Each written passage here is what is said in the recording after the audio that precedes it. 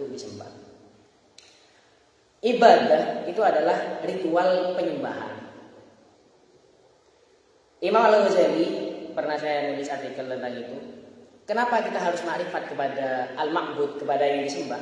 Karena ibadah kita tidak sah kalau kita tidak tahu apa yang disembah. Itu kata Imam Al-Ghazali. Ya, logika dasarnya memang begini. Kita menyembah, ya memang harus tahu apa yang disembah. Jangan sampai salah sasaran. Apalagi kalau nanti bahayanya orang beribadah yang tidak tahu tentang Tuhan, dia salah server ibadahnya. Semisal kan kadang ada orang yang masih awal-awal itu meyakini Allah Ta'ala kayak sinar di atas gitu. Nah, itu kan kalau ibadah ke sana berarti gak ada bedanya dengan penyembah berhala. Karena sama-sama berjisim, sama-sama berjisim.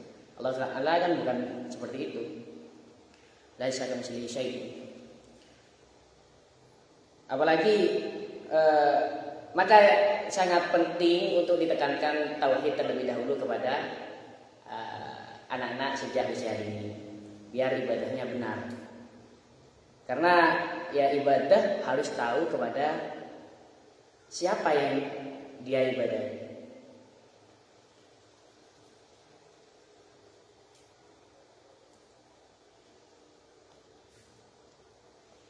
Juga kita juga harus tahu kita kalau beribadah ke siapa? Ya beribadah, jawabannya beribadah ke Allah.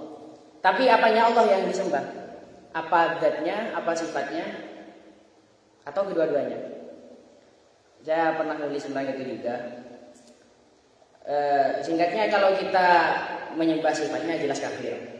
Kalau kita menyembah zat dengan sifatnya sama juga kafir. Kita yang benar bagaimana? Kita menyembah zat Allah yang memiliki sifat.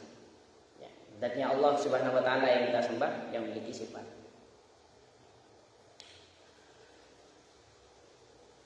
Wajibul wujud bidzatihi.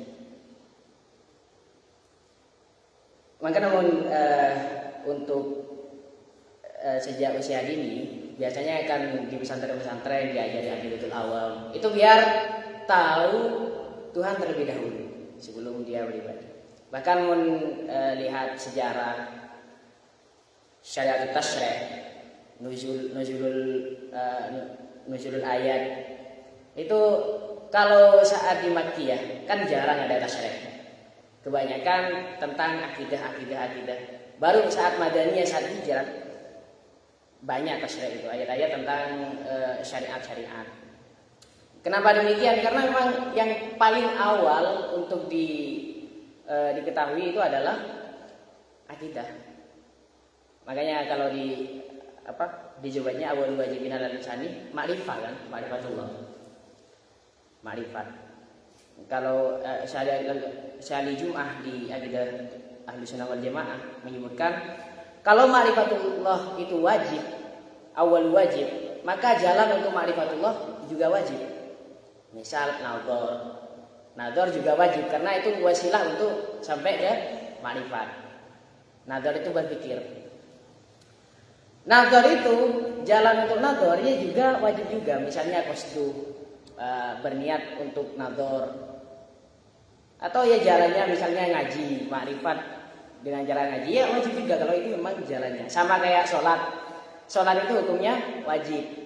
Wudu, karena wudu jalan untuk sholat dan sholat tidak bisa ada tanpa wudu, maka wudu juga berwajib. Wasail, ya wasail. Wasail itu juga sama dengan media sosial. Kan wasail itu sama dengan hukum makosidnya. Media sosial kan juga namanya media itu wasail. Wasail itu media. Lah, media sosial itu bagaimana? Kalau digunakan untuk sesuatu yang baik, maka media sosial itu berhukum baik.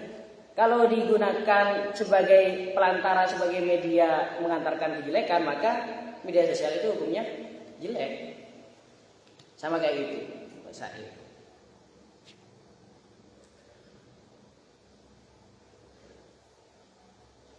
Kemudian kalau di kitab ini, di kitab Aqidatuna Syarah Ar-Risalah atau Hidayah, Bedanya dengan kitab saya yang Al-Mustaqim Syarah Ummul Barahin, di sini saya nampilkan dalil-dalil nakal, dalil-dalil nakal.